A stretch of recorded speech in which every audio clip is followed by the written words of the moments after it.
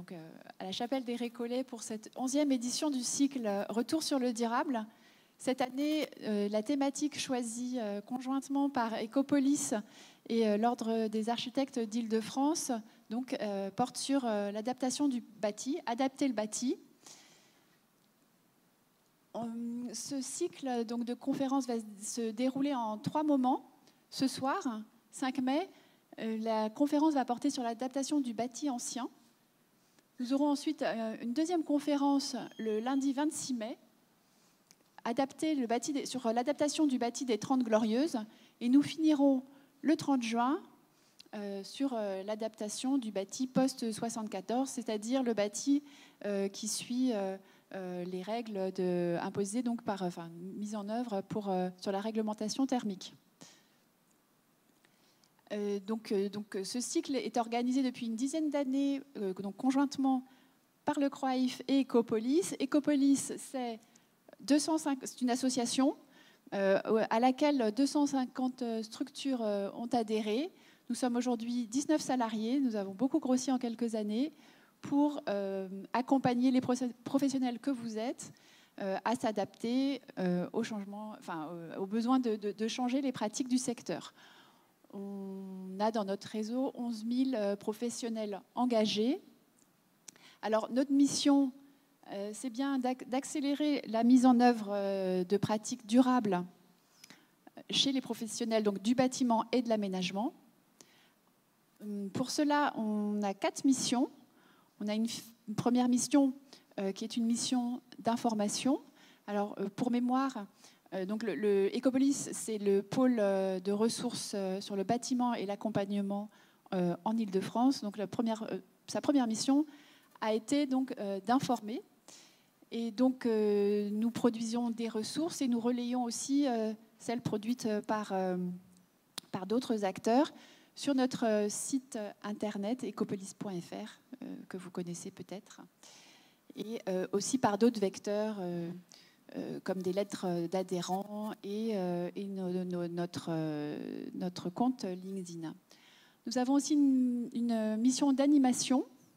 Donc là, il s'agit d'organiser des visites, des événements, des conférences, des webinaires pour l'ensemble des professionnels. Et c'est donc dans ce cadre-là que ce cycle RSD se tient, dans le cadre de cette mission. Nous avons aussi une mission de formation et une mission d'accompagnement à travers les démarches BDF et QDF, pour du bâtiment durable francilien et quartier durable francilien. Pour parler des démarches, donc c'est des démarches d'accompagnement des équipes projets et qui existent maintenant depuis 2017. Et donc cet accompagnement se fait sur la base d'un référentiel de qualité environnementale qui a été élaboré dans le cadre de groupes de travail avec plusieurs acteurs de ce secteur. Et donc il donne lieu aussi à des commissions publiques à chaque étape d'un projet, c'est-à-dire en phase conception, en phase travaux et 2 ans après la livraison pour évaluer la phase usage des projets réalisés. Et donc, lors de ces commissions, c'est les pairs qui évaluent les projets qui sont présentés au public et qui peuvent s'adresser à l'équipe projet qui vient présenter son projet et lui poser des questions. Et donc, on a à l'issue de ça donc des reconnaissances de différents niveaux qui vont jusqu'alors. Donc, l'agenda, je vais vous parler brièvement de notre agenda. Donc, on a des formations. Donc, là, vous pouvez voir les prochaines échéances sur le bâtiment durable. Excusez-moi, je ne vois pas très bien, je ne les connais pas par cœur. Et aussi sur quartier durable francilien. Donc, celle qui porte sur le quartier durable francilien a lieu en novembre, mais vous pouvez aussi déjà vous y inscrire. On a donc des commissions le 5 juin, le 11 juin et le 10 juillet. Et vous pouvez retrouver toutes ces informations sur notre site, c'est-à-dire l'information sur les opérations qui sont présentées. Donc ça, c'est les formations. On a une formation au mois de juin sur la conception de la ventilation naturelle, sur les fondamentaux du bâtiment durable, ainsi qu'une formation sur le chanvre, la mise en œuvre du chanvre. Et vous pouvez retrouver l'ensemble de nos formations donc, sur notre site ecopolis.fr. Nous avons aussi, alors là, je parle, il y a énormément, on fait beaucoup de choses, donc je ne pouvais pas tout indiquer sur cette présentation. Pour ce qui est des questions qui nous concernent sur la réhabilitation, on organise un cycle de petits déjeuners techniques sur la transformation et la réhabilitation des bâtiments obsolètes vers de nouveaux usages. Alors, entendre par obsolète, essentiellement du tertiaire, des bureaux, mais aussi des parkings, vers des programmes mixtes ou essentiellement logements. Et donc, dans ce cadre-là, pour entrer un peu plus dans le détail, on organise des petits déjeuners techniques, dont un a déjà eu lieu et dont le prochain est le 21 mai, qui porte sur comment adapter la façade des bâtiments à leur nouvel usage. Puisque voilà, une façade de bâtiment tertiaire est souvent très différente d'une façade de logement. Et ensuite, le 13 juin, sur la réversibilité. Je vais accélérer un peu. On a également des visites. Et je vais m'arrêter là pour passer au sujet qui nous intéresse ce soir, donc sur l'adaptation du bâti. Donc, Enrico D'Agostino, donc architecte du patrimoine et secrétaire général du Conseil régional de l'Ordre des architectes d'Île-de-France. Merci à toi. Merci Myriam. Donc, bienvenue à toutes et à tous. Comme a anticipé Myriam, nous sommes ici à l'Ordre des architectes régional d'Île-de-France, à la Chapelle des Récollets. Ce binôme se poursuit depuis la naissance des cycles Retour sur l'eau durable. Et nous sommes très heureux toujours d'accueillir ce cycle et qui porte toujours des thèmes extrêmement intéressants. Comme a anticipé cette année, voilà, c'est l'adaptation, hein, comment adapter. Brièvement, je vous fais une petite présentation pour ceux qui ne soient pas des architectes, de l'Ordre des architectes, voilà comment c'est organisé. Donc, c'est une institution qui agit de la profession. Ici, en Île-de-France, donc, le conseil s'organise avec un conseil national et des conseils régionaux. Il y en a un par région. Ici, en Île-de-France, nous sommes assez nombreux. Donc, il y a 9500 architectes environ et 4000 sociétés d'architecture. L'Ordre a deux missions. Une mission régalienne, qui est une mission essentiellement sur les sujets tenue du tableau, déontologie, s'assurer que les architectes soient pour le grand public, hein, qu'ils soient assurés, qu'ils soient formés, etc. Et aussi un volet politique qui, en fait, porte en fait l'intérêt public de l'architecture auprès de tous les acteurs en région, acteurs institutionnels et tous les acteurs en fait du cadre de vie. Je ne tarderai plus à vous présenter les invités de ce soir. Donc, nous allons vous présenter deux opérations qui ont en fait un lien avec l'idée d'adapter. Voilà. Donc, le premier, donc, c'est la Grand Coco dans le 20e arrondissement de Paris. Certainement, certains de vous la connaissent déjà. Et donc, je vais inviter à monter en scène Nathalie Cuino, architecte, et Giampiero Ripanti. Nathalie donc, est architecte de l'agence Déclic et Déclac. Giampiero Ripanti est ingénieur de l'agence Bureau d'études Switch. Asseyez-vous, je vous en prie. Bureau d'études fluides d'énergie. Et tous deux font partie du collectif de la Grand Coco. Voilà. Et pour la deuxième opération, donc, il s'agit du Conservatoire de musique et de danse de Saint-Denis. Et donc, j'invite à monter sur scène Hervé Elena de l'agence Elena Mel, maître d'œuvre, architecte de cette opération.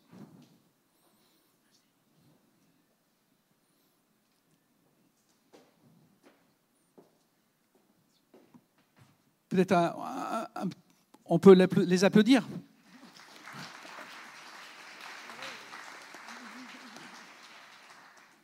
Merci beaucoup d'être là. Et je pense que je peux vous donner la parole. Peut-être, Nathalie, est-ce que vous voulez commencer ?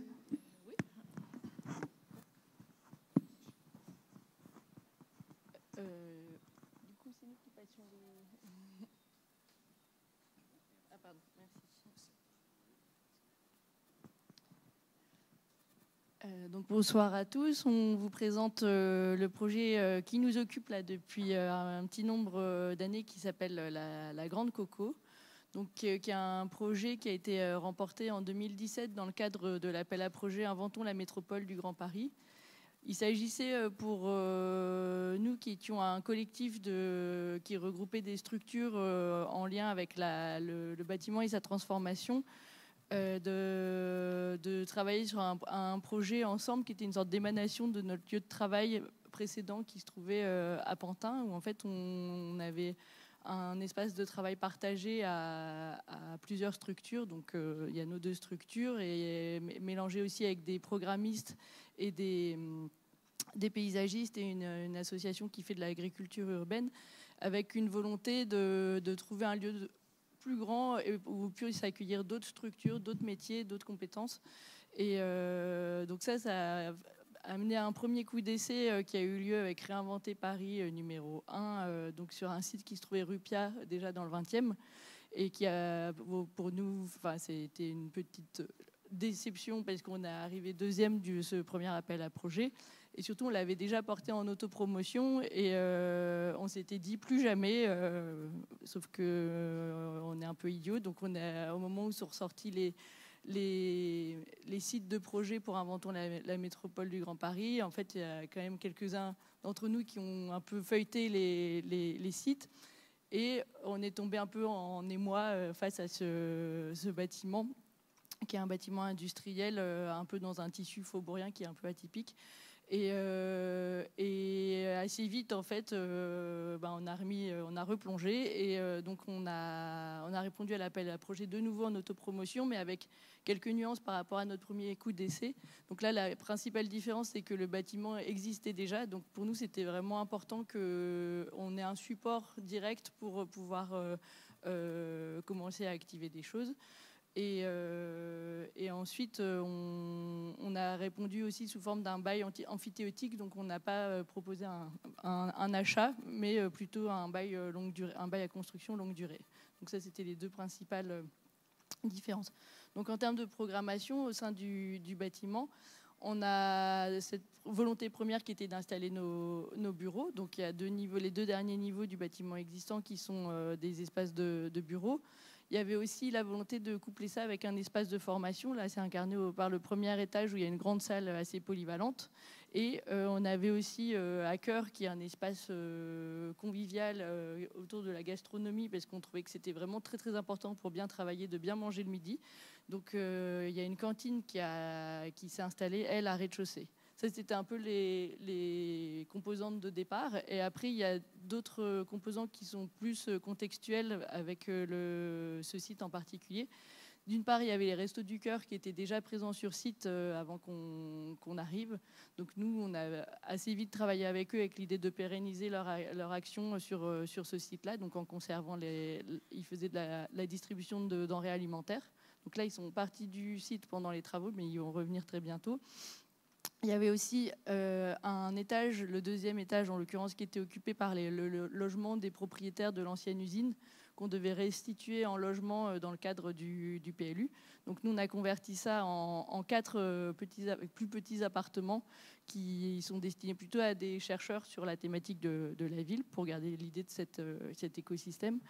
Et il y a un sous-sol qui existait. On s'est dit, c'est l'occasion de se faire un petit studio de musique qui est plutôt à destination des gens du quartier, donc sur la partie un peu couplée avec la cantine.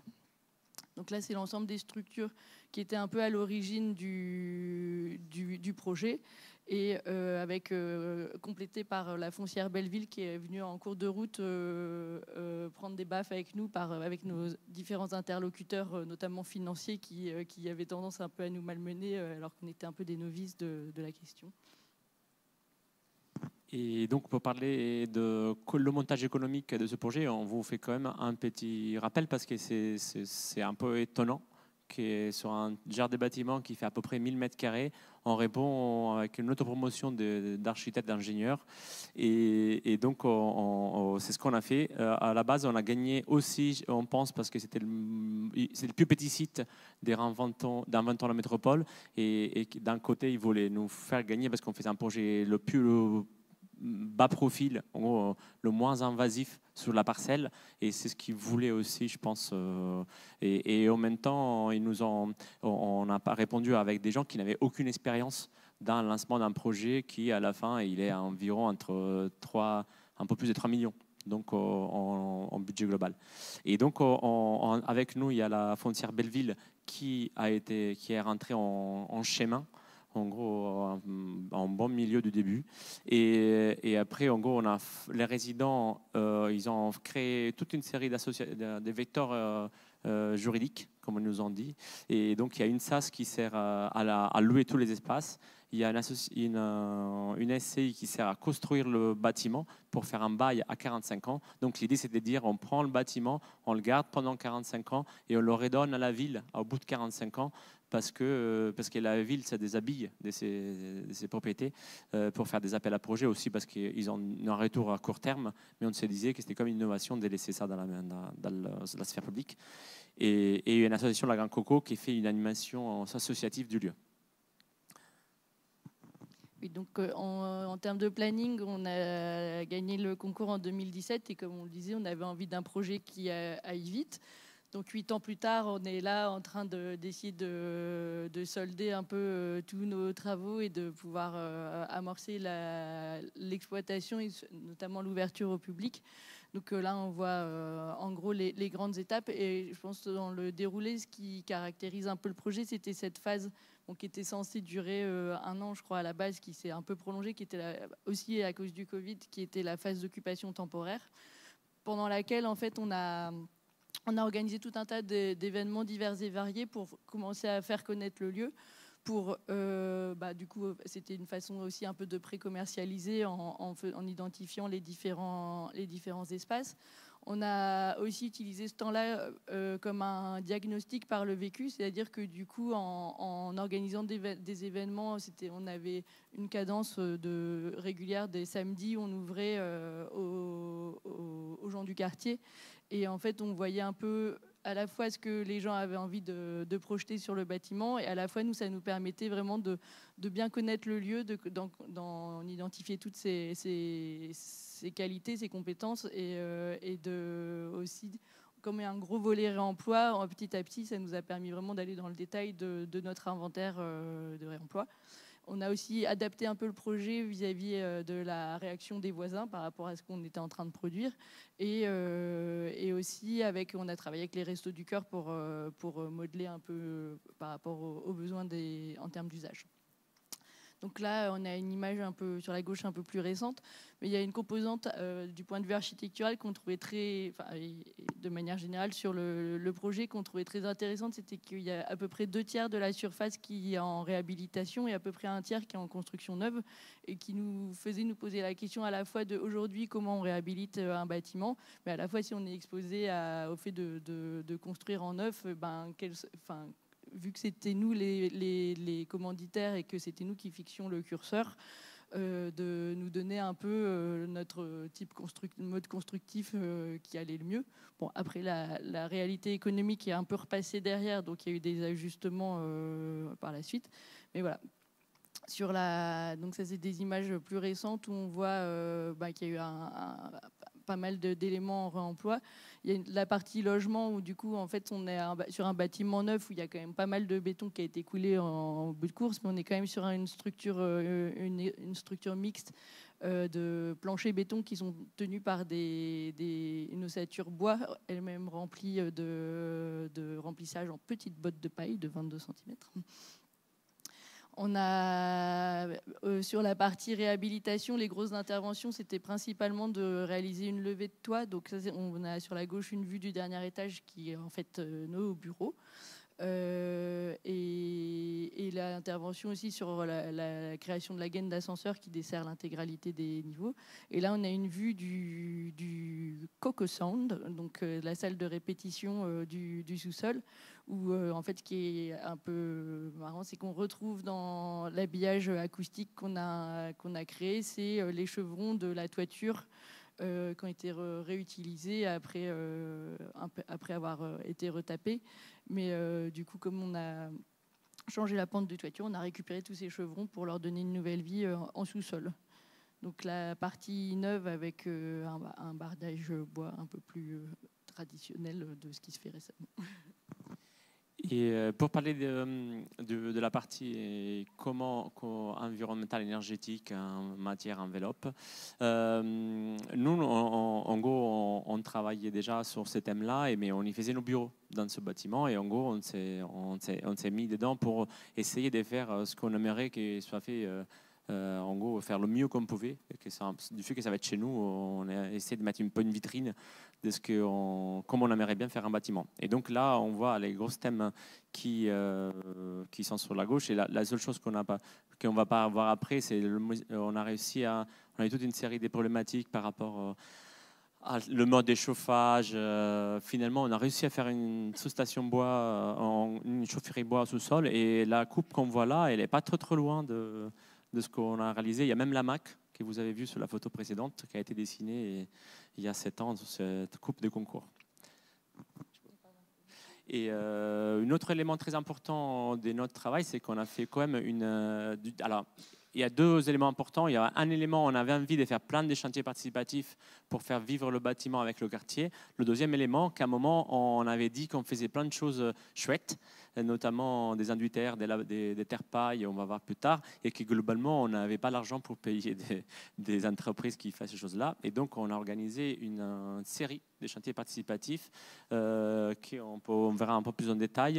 Et il y en a eu un qui a été un peu un chantier qui est un fil rouge de tout notre début de réhabilitation, parce que on a 2 murs qui sont 2 pignons dans 2 étages différents, et on s'est posé la question de comment aller isoler par l'intérieur, parce que le bâtiment on ne pouvait pas l'isoler par l'extérieur, il était trop chouette en briques, et comment aller isoler avec des systèmes en biosourcés et sans frein à vapeur.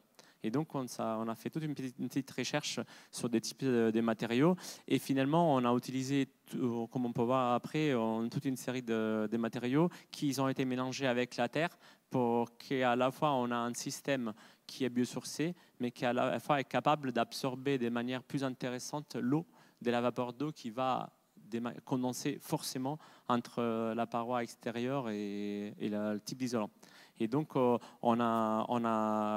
globalement, on a fait ce chantier test et on va le monitorer. En gros, on va installer des sondes, pas tout de suite, parce qu'on est en train de définir nos chantiers, mais on va installer des sondes pour voir comment ça va se passer en pied de mur, l'humidité de ces différents modules.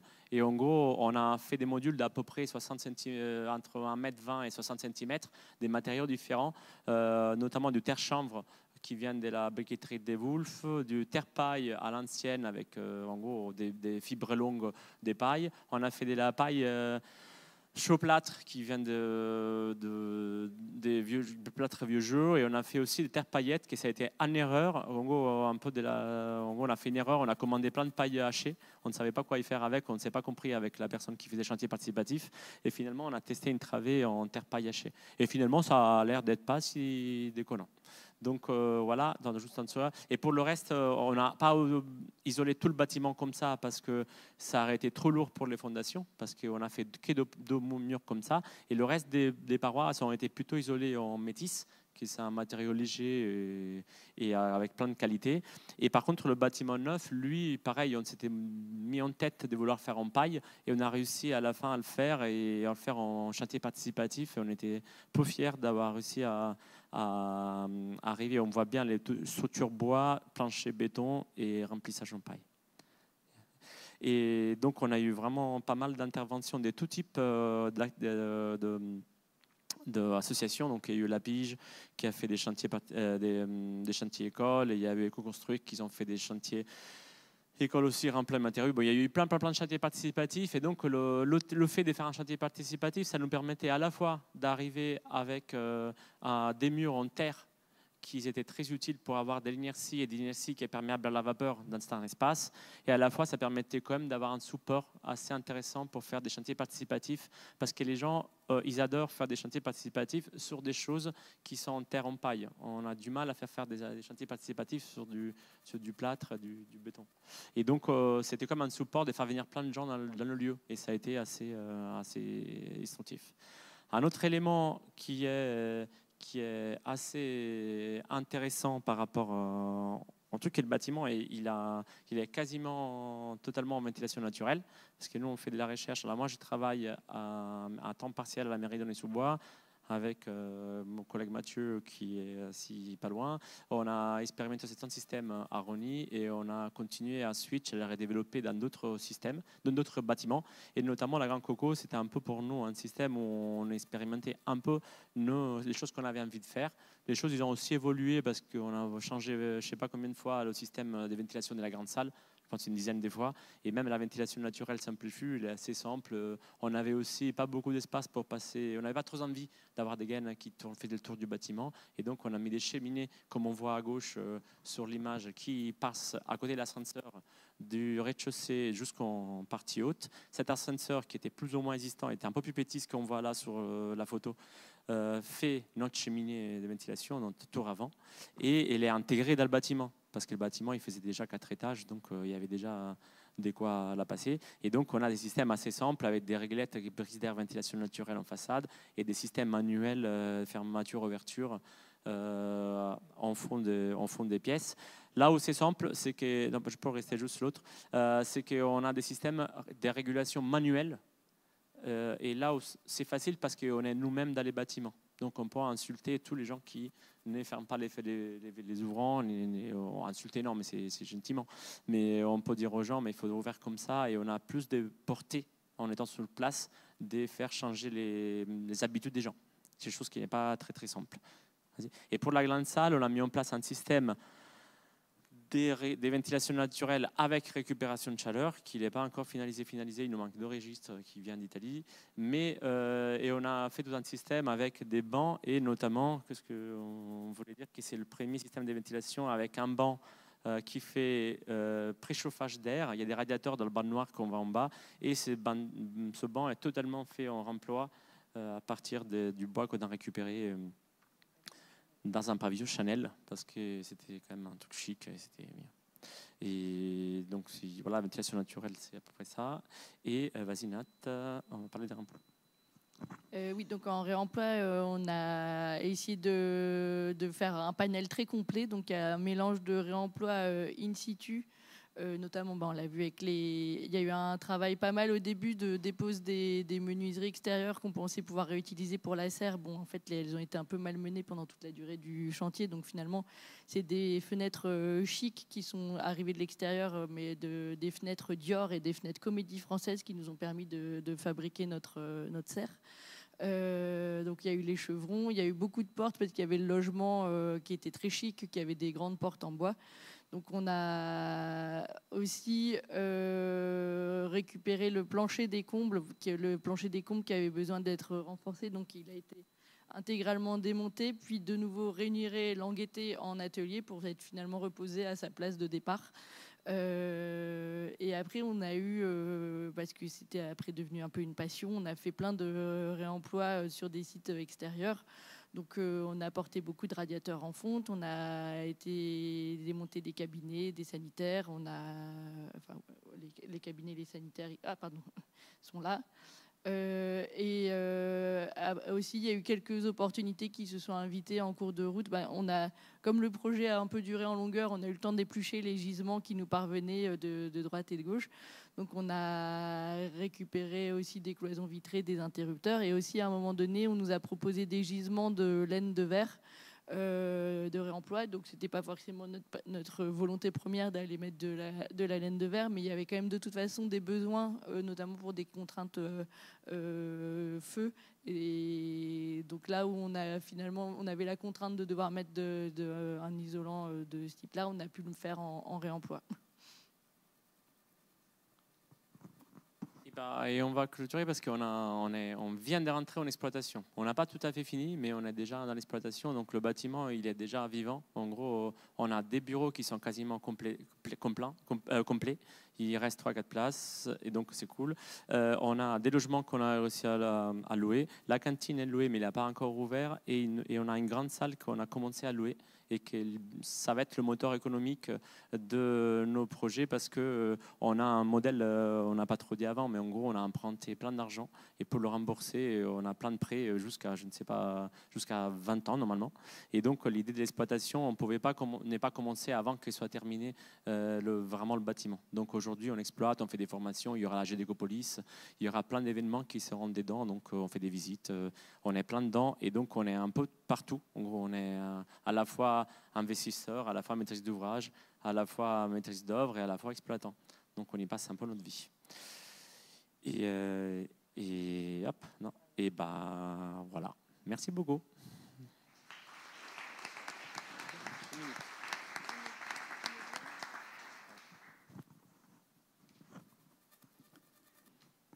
Bien, merci beaucoup pour cette présentation et les très belles photos que nous avez montrées. S'il n'y a pas de questions particulières dans la salle, je vous propose de passer directement au projet du Conservatoire de musique et de danse. Et ensuite, on posera les questions aux 3 maîtres d'œuvre, si vous êtes d'accord. Très bien. Bon, il n'y a pas de questions particulières. Donc, je vous laisse la parole. Merci.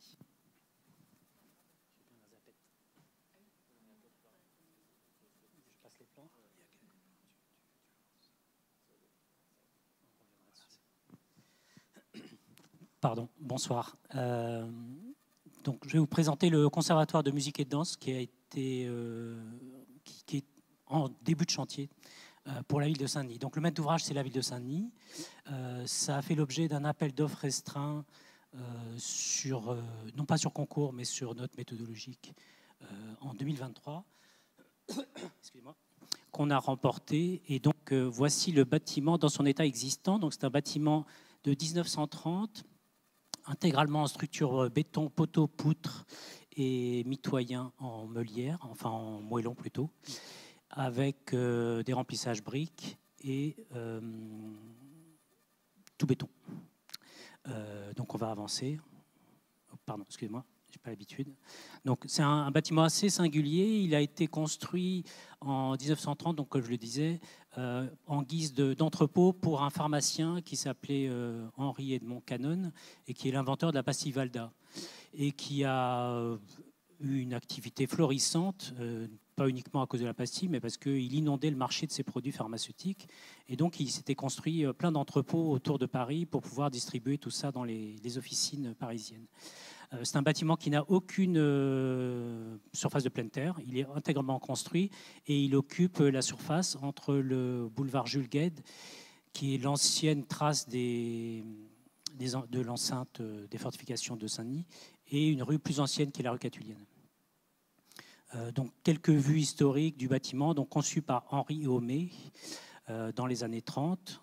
Donc, c'est un bâtiment où on retrouve cette structure apparente poteau-béton, poutre-béton, avec remplissage en allège en briques et puis des fenêtres type atelier qui ponctuaient les différents étages autour de 2 cours centrales. Donc, ça faisait un bâtiment d'à peu près 5000 m² avec un sous-sol complet. Alors, sur les plans, il n'est pas complet, mais il est complet en fait. Donc, je pense que les plans du permis de construire qu'on a là ne sont pas les bons plans, mais comme toujours, il y a eu des évolutions. Quelques vues du bâtiment. Donc, ce que vous voyez au centre, c'est l'entrée de la rue Catulienne qui ressemble à rien, on peut le dire. Et côté boulevard Guesde, il y a des choses assez surprenantes avec un étage domestique au 2e. Et sinon, on a des cours centrales avec des verrières qui sont assez intéressantes, même si elles sont un peu fuyardes. Quelques vues d'intérieur. Donc, actuellement, le bâtiment, il est occupé par le conservatoire dans les étages supérieurs et par des associations dans les étages inférieurs. Donc les associations sont parties et l'objectif, c'est d'occuper entièrement le conservatoire dans le but d'avoir un bâtiment unique pour l'ensemble de la ville de Saint-Denis qui accueille sur 5000 m² à peu près conservatoire de musique et de danse. Donc je passe sur quelques vues qui donnent un peu l'ambiance.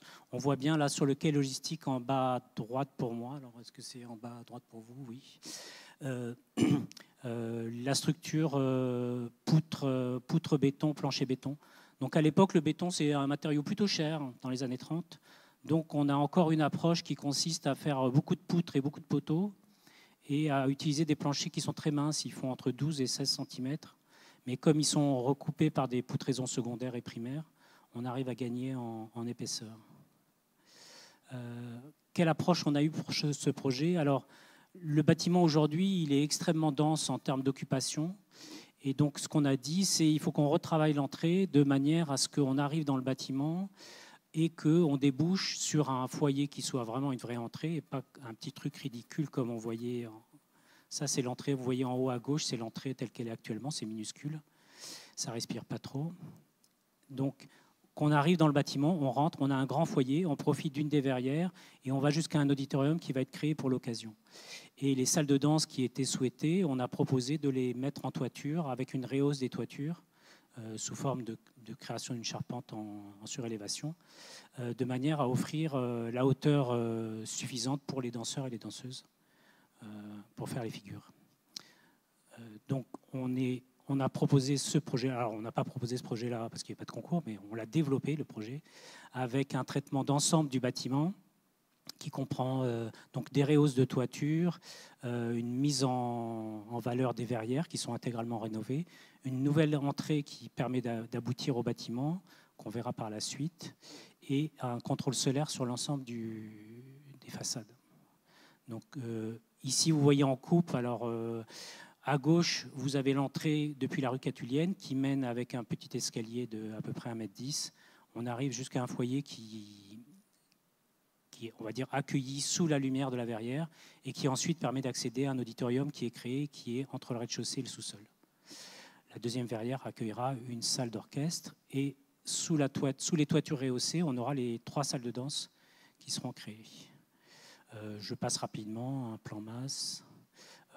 Donc là, je passe aussi rapidement, mais l'idée, c'est de voir quand même quelques éléments du plan, parce que les transformations sont assez fortes dans le bâtiment, même si on a vraiment exploité au maximum la structure existante. Donc l'auditorium qui est créé au centre, entre rez-de-chaussée et sous-sol, le foyer qui occupe à peu près 250 mètres carrés entre la rue et la verrière, qu'on voit en pointillé, et après les salles annexes, telles qu'une salle pour les répétitions d'orchestre. Je passe aussi rapidement, ça c'est un plan du sous-sol, mais on pourra toujours revenir.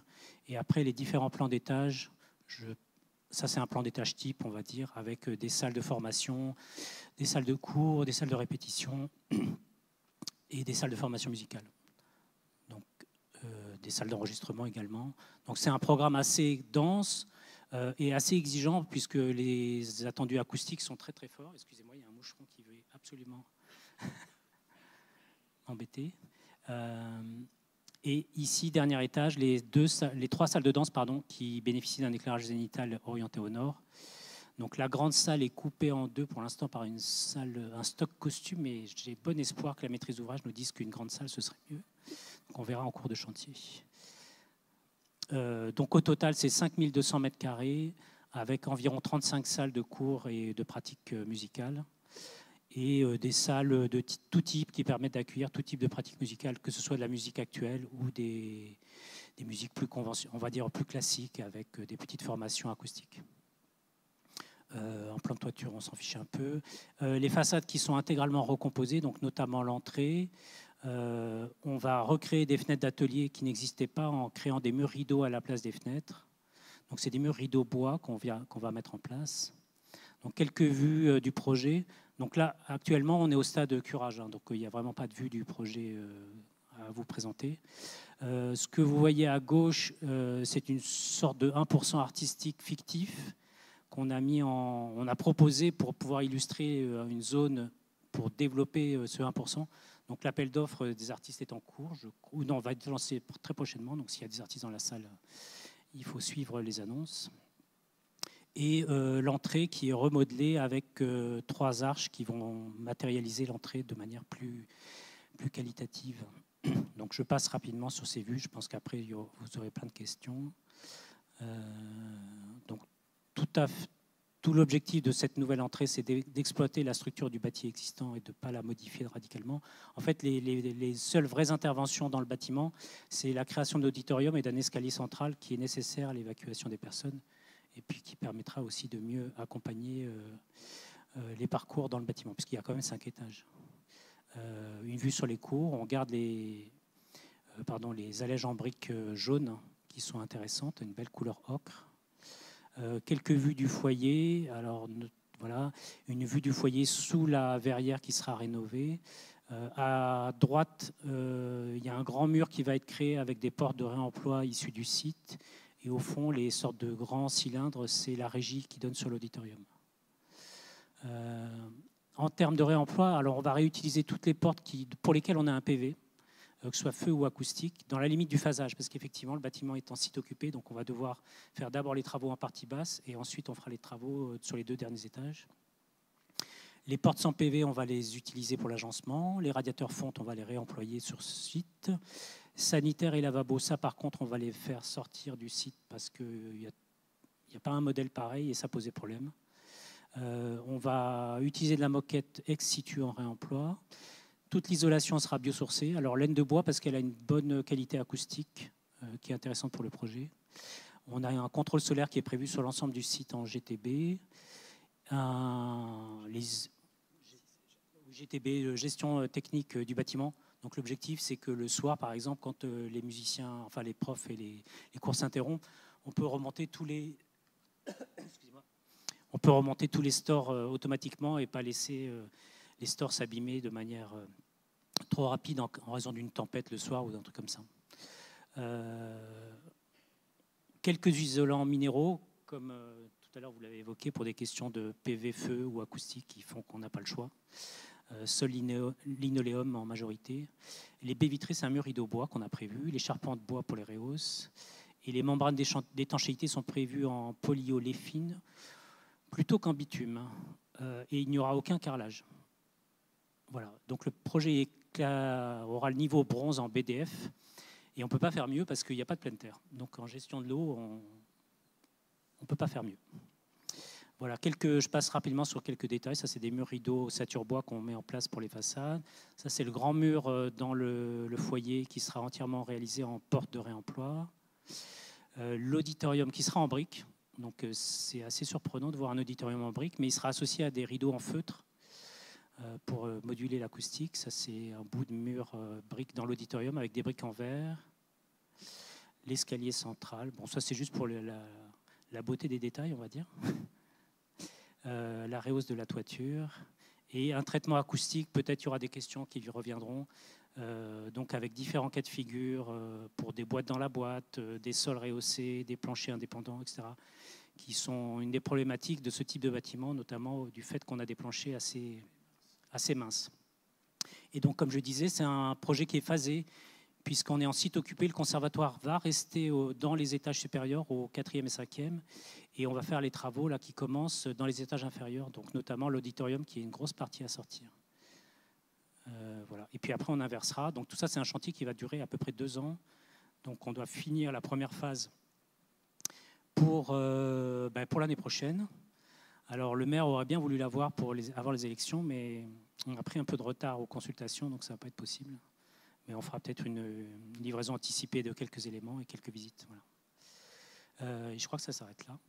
Et donc, je vais passer la parole à Enrico, si on veut aller aux questions. Plutôt, je vais passer la parole à la salle, voilà, où nous avons vu ces 2 opérations dans lesquelles l'exercice de l'adapter, finalement, est quelque part développé de façon peut-être différente, avec des approches différentes, mais toujours avec l'idée de pouvoir profiter des qualités intrinsèques de l'existant, de les exalter, de les valoriser, et en même temps d'être créatif sur tout ce qui peut être, on va dire, réemploi, matériaux, expérimentation, les questions acoustiques liées à l'histoire du bâtiment. Donc, à vous maintenant, cher public.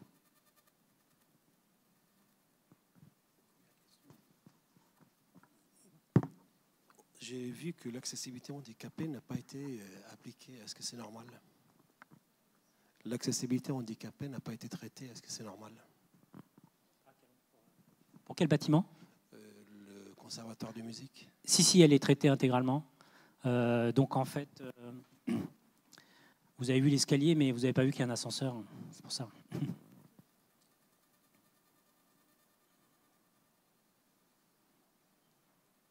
En fait, sur la partie à gauche de l'entrée, il y a un dispositif avec un ascenseur qui va nous permettre, on le voit tout à droite là, qui permet de passer on va dire le demi-niveau du rez-de-chaussée et d'accéder à l'ensemble du bâtiment. On a un deuxième ascenseur qui se trouve tout au bout du site et qui permet de rendre le bâtiment intégralement accessible dans toutes ses parties. Alors, on a des problématiques d'accessibilité, notamment dans certains locaux, parce qu'on doit créer des planchers rehaussés pour des problématiques acoustiques, justement. Donc, à ce moment-là, on a créé un certain nombre de rampes limitées, bien placées, de manière à pouvoir gérer l'accessibilité de l'intégralité de toutes les salles. Donc, tout est intégralement accessible. Il y a quelques salles où parfois il faut prendre une porte plutôt qu'une autre parce qu'il y a une rampe qui est d'un côté mais pas de l'autre. Mais sinon, c'est intégralement accessible.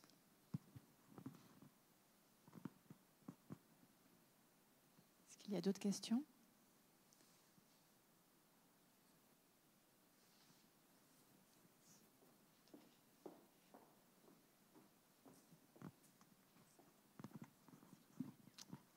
Oui. David Carbach, je suis architecte. J'ai une question pour la Grande Coco. Comment vous vous rémunérez?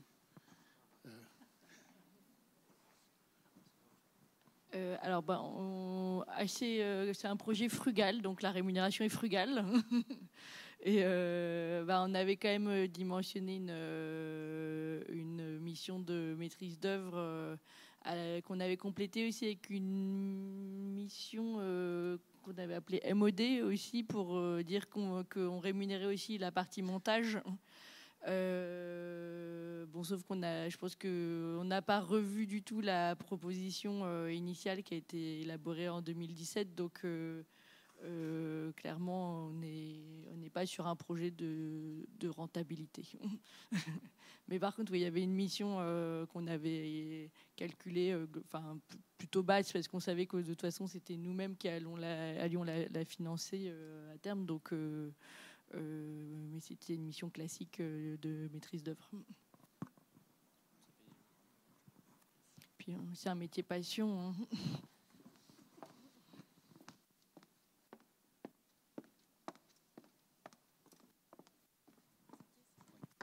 Bonsoir, Laurent Gaziglier, architecte également. En fait, j'ai une question pour chaque équipe. Donc, sur la Grande Coco, pour commencer, question de bureau de contrôle, assurance et work in progress, toutes ces interfaces-là, comment ça se gère?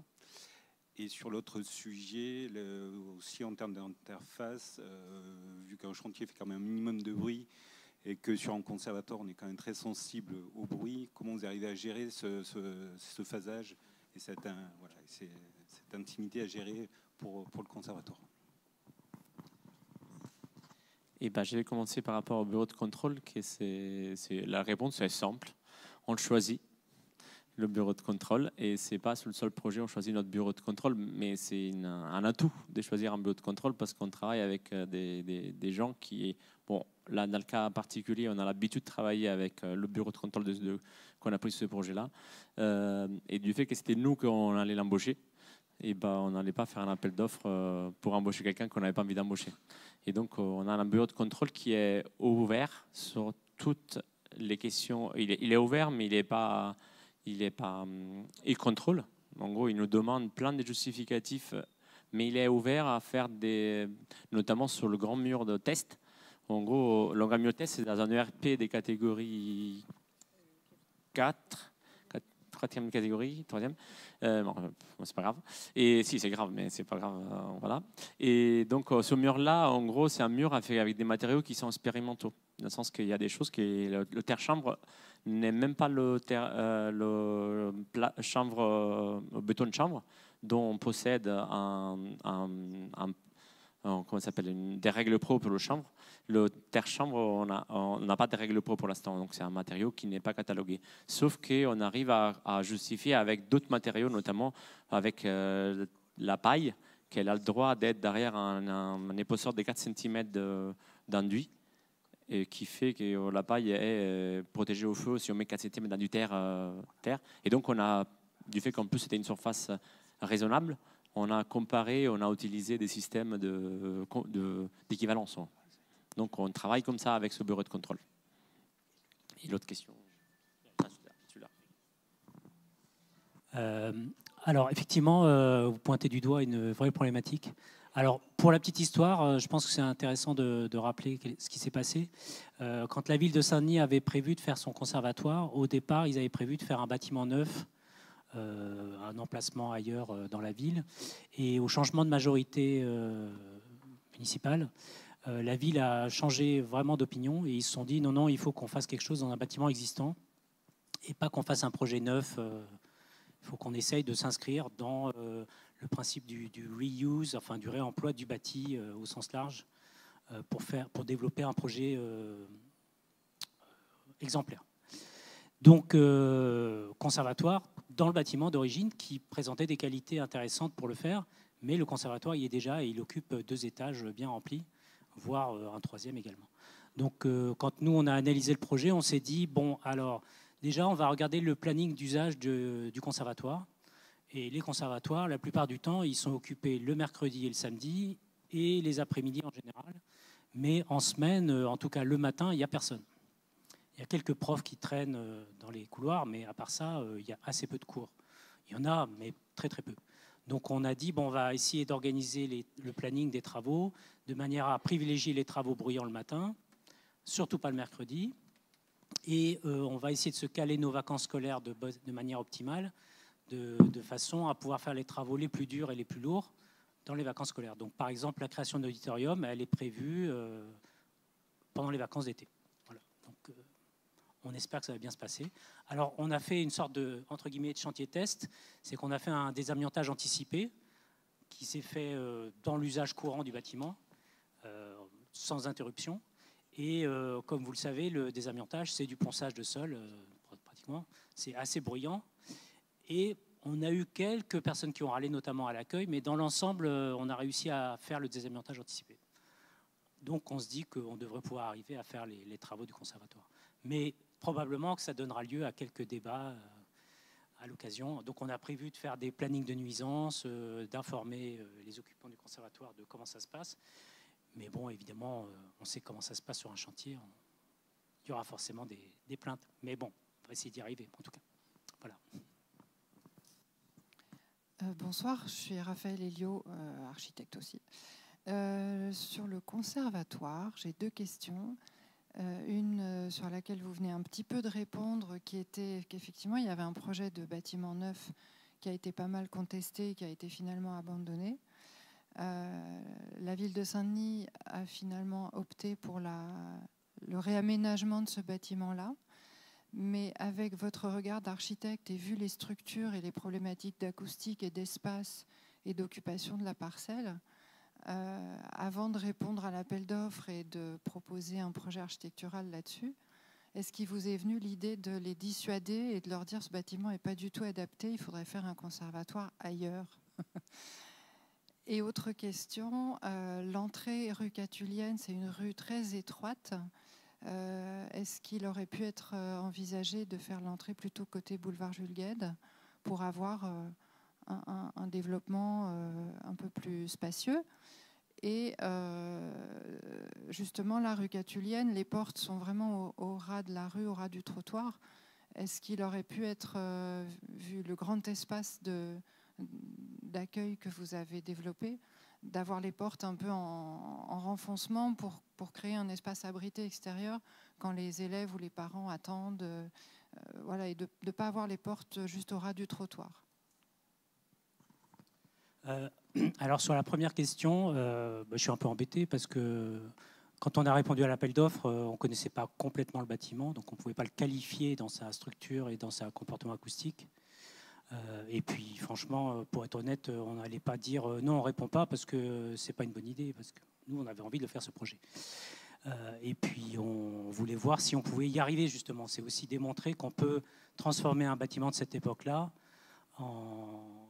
et dire qu'il peut accueillir un conservatoire. Donc, quand on a étudié le projet, on a un acousticien qui nous a accompagnés, on a fait des modélisations du comportement des planchers, on a essayé d'organiser les activités dans le bâtiment des différents types de cours de manière à ce que, on va dire, les nuisances sonores des différents cours ne s'accumulent pas dans une verticalité, par exemple, et empêchent les pratiques musicales.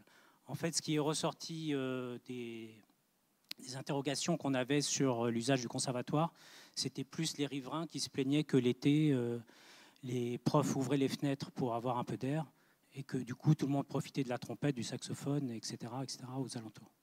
Mais sinon, dans l'ensemble, à l'intérieur du bâtiment, on a plutôt cherché à trouver une solution acoustiquement valable, même si on a prévenu la maîtrise d'ouvrage, la ville de Saint-Denis, qu'on n'arriverait pas à faire un conservatoire avec une isolation acoustique totale à 100% et qu'il y aurait forcément, dans certaines configurations de cours, une perception lointaine, mais qui persistera du cours d'à côté ou du cours du dessus.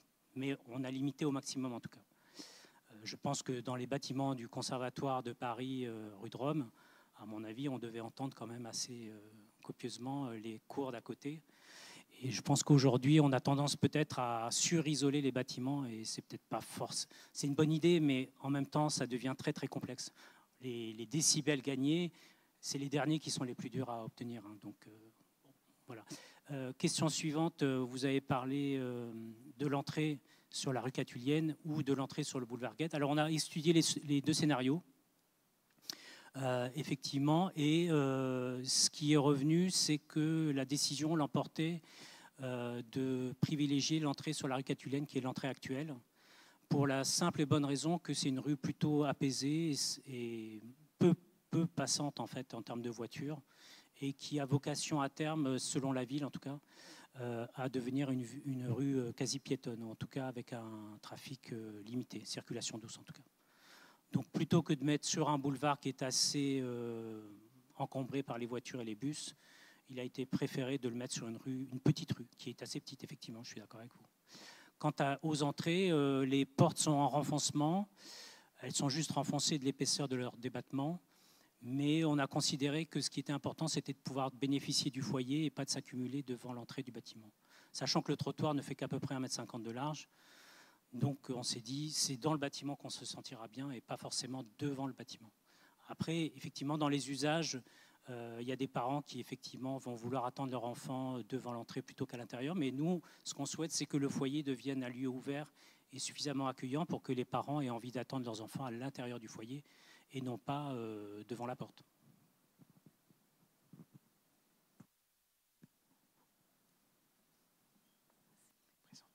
Oui. Bonjour, Benzizer Architecte. J'ai une question pour le deuxième projet conservatoire. Est-ce que serait-il possible de connaître le coût de construction? Deuxième question, c'est pour les deux projets. Est-ce que vous avez eu l'occasion de faire une étude comparative avant, avec ou sans réutilisation, réemploi de matériaux ou des éléments de construction? Merci. J'ai pas compris la première question. C'est le coût de construction. Ah, coût de construction. Alors, je commence. C'est pas pour vous. Ah ben non, vous êtes. Alors nous, donc le résultat de l'appel d'offres, on est à peu près 10 millions d'euros. Voilà. Donc il y a ces 5 lots qui ont été attribués. Un lot gros œuvre, clos couvert étendu, un lot agencement, un lot CVC et plomberie, un lot électricité, un lot ascenseur. Voilà. Et ça comprend l'ensemble du bâtiment pour le coût des travaux. Pour le réemploi, je prends la suite. C'est le réemploi. Donc, alors, le réemploi, on en fait de manière assez régulière sur nos projets. Globalement, moi, je n'ai pas le sentiment aujourd'hui que ce soit un gain financier vraiment pertinent. Souvent, c'est plus une démarche et un engagement. Donc aujourd'hui, sur ce projet-là, on a prévu de réutiliser des portes parce qu'on a les PV des portes, ce qui est assez rare. Hein. Et donc on peut le faire, mais on va gagner peut-être 10-20 000 euros sur l'ensemble du projet, sur un projet qui a 400 portes. Hein. Donc c'est minime. Mais je trouve que c'est bien, il faut s'engager dans cet objectif-là et le faire.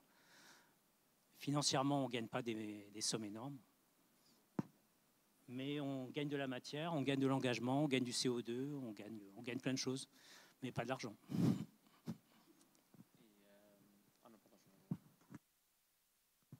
Et pour leur emploi, ça dépend de quoi en gros, en réalité. Il y a des choses qui sont vite, pour nous, c'est des choses qui ont été très, ça dépend parce que c'est un petit projet, mais en gros, tout ce qui est isolant de remploi, il y avait des gisements, et vite, c'était presque gratuit, parce qu'ils devaient se débarrasser de l'isolant. Donc là, ça nous a, sur des choses comme ça, sur tout ce qui est sanitaire, pareil, ça peut être assez, surtout qu'on allait les chercher, donc ça ne coûtait pas très cher de les chercher, vu que c'était nous-mêmes qu'on prenait un camion de quelqu'un à les chercher.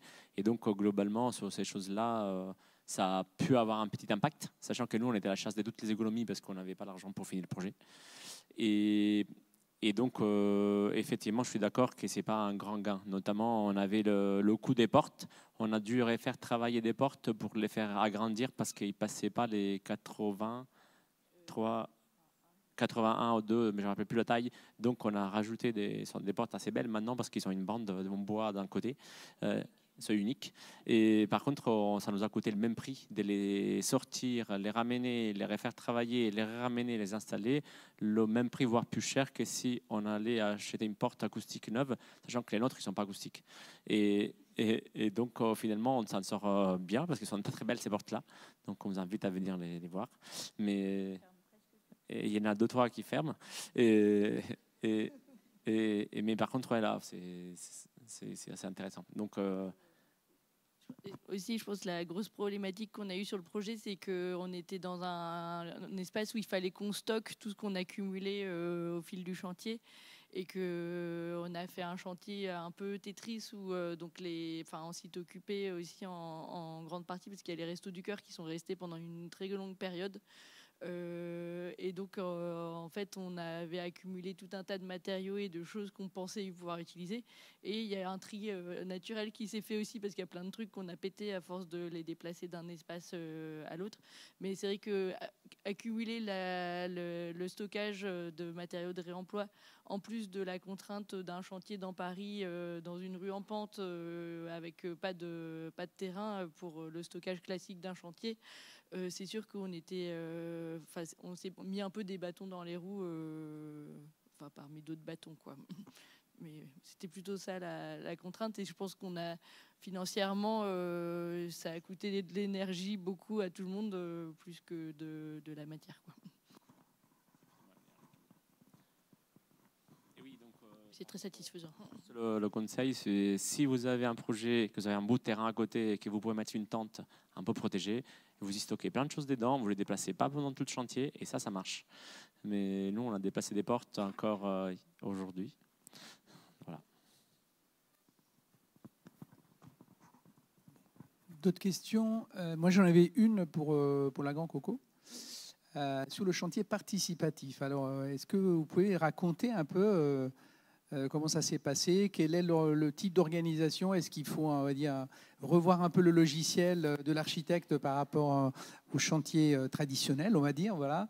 Et quels sont les écueils et surtout ou les qualités de ce genre de démarche? Du coup, Jean Pirot, il a dit qu'on n'avait pas fait tous les murs en terre paille ou en terre fibre parce que c'était trop lourd, mais c'est surtout que c'était trop long. Et en fait, on a fait quand même pour le chantier où on a fait les tests, c'était un chantier qui s'est déroulé en 4 sessions. Donc une première session avec un complexe qui faisait 25 cm d'épaisseur à peu près. Avec du coup un temps de séchage de plusieurs mois.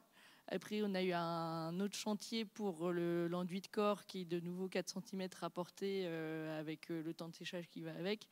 et un dernier chantier pour l'enduit de finition. Donc à chaque fois, c'était des chantiers qui mobilisaient 10-15 personnes pendant une semaine complète. Donc c'est sûr que par rapport à un isolant classique, on n'est pas du tout sur les mêmes temps de chantier.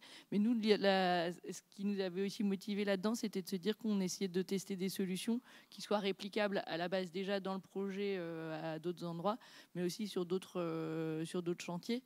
Donc on a vu ce qu'on souhaitait ne jamais répliquer et ceux qui potentiellement avaient un potentiel. Et aussi le fait de tester, donc on a testé des différents types de banchage, donc avec de la banche rotative. Là on voit en bas à gauche, c'était le fait de monter 3 banches et de direct décoffrer pour remonter la suite. On a eu d'autres dispositifs avec des banches perdues, donc on a fait comme ça un petit panel de solutions et je pense qu'on a conclu qu'il y avait une ou deux solutions qui étaient plus intéressantes, qu'on a direct répliqué d'ailleurs le terre-paille qu'on a fait à l'étage au-dessus et Et oui, donc on s'est organisé. Par contre, on s'est organisé comme il faut. Alors, on avait la chance d'avoir une association qui s'appelle l'association de la Grande Coco, qui pouvait porter des chantiers participatifs et qui avait l'assurance pour avoir des chantiers participatifs. Tous les chantiers, ils ne peuvent pas le faire parce qu'ils n'ont pas cette assurance. Par contre, il s'est monté une association à Paris qui s'appelle OVNI, si je ne dis pas de bêtises, qui propose de faire la partie assurantielle d'un chantier participatif à Paris, qui est beaucoup utilisé par les gens des Grands 8 pour les chantiers participatifs comme la maison des canaux. Et donc il y a Marie qu'on voit bien qui est là en train de couper de la paille avec un rotofil. Et Marie, c'était le moniteur du chantier participatif, quasiment de tous les chantiers participatifs. Donc on a quand même ça en encadrant, ouais, parce que c'est très très utile. On a fait d'autres chantiers participatifs sans encadrant, ça marche pas parce que tout le monde part dans un sens et ça n'a pas très de sens. On l'a fait pour des choses petites, on a fait 2-3 bancs en bois et finalement il n'y en a pas un qui tient debout. Là, on a fait des chantiers participatifs avec quelqu'un qui était formé et qui avait le savoir-faire et tout s'est fait, même si parfois on est revenu et qu'on n'a pas fini à temps, on a fait des erreurs, mais ça s'est fait bien. Je ne sais pas si c'était ça la question.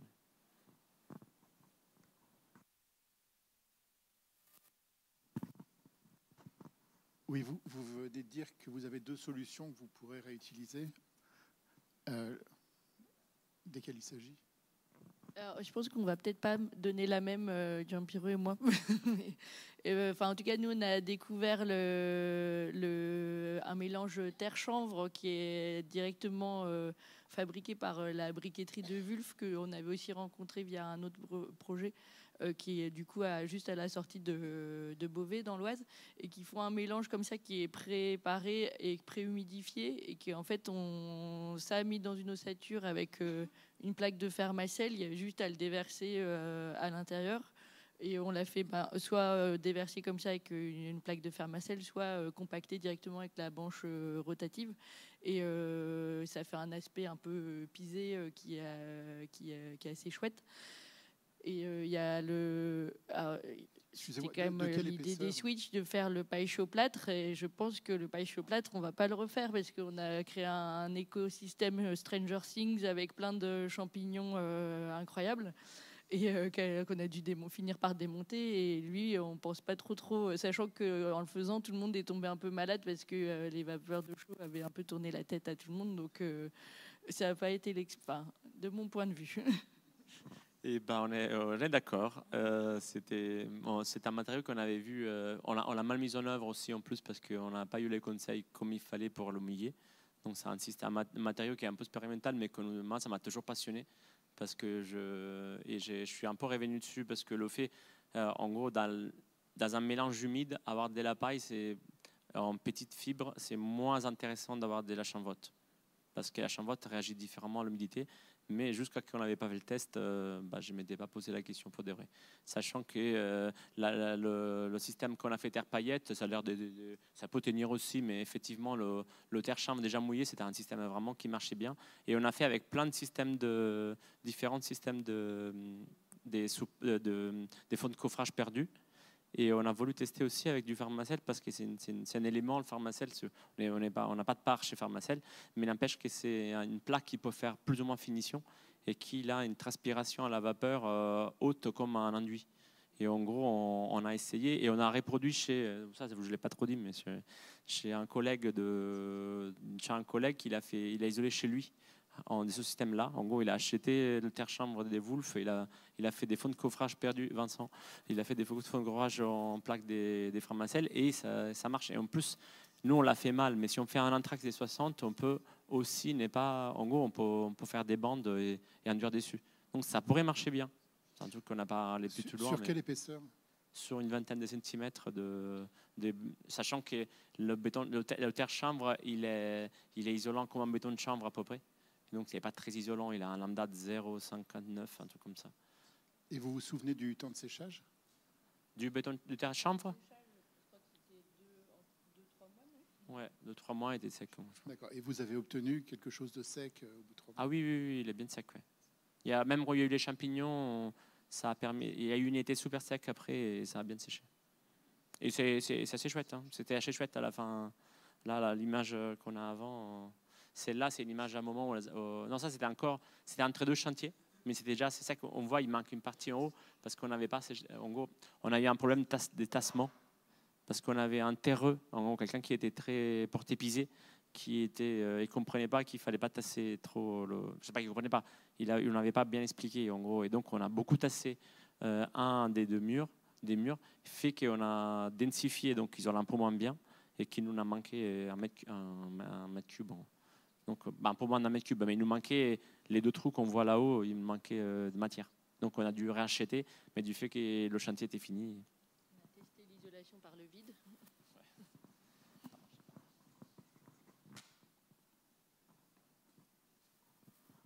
Bien. S'il n'y a pas d'autres questions, Myriam, tu veux conclure? On conclut ensemble.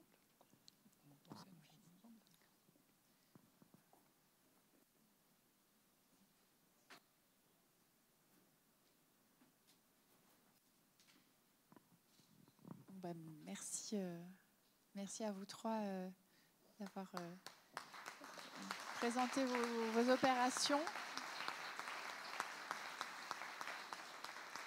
Donc, pour ce qui est de la suite, on peut se donner rendez-vous le 26 mai donc pour la deuxième conférence de ce cycle sur l'adaptation du bâti. Donc, ça portera sur l'adaptation du bâti des 30 Glorieuses. Et on a organisé un petit apéritif pour échanger de manière informelle maintenant, si vous souhaitez rester un petit peu. Tu veux dire quelques mots encore? Non, c'est bien. Écoutez, merci d'être venu et à la prochaine occasion. Donc, encore une fois, le cycle RSD, on va passer sur la deuxième période, donc 30 Glorieuses. Donc, on va changer un peu de technique constructive et voilà comment s'adapter aux techniques constructives des 30 Glorieuses. Voilà. Merci beaucoup. Bonne soirée.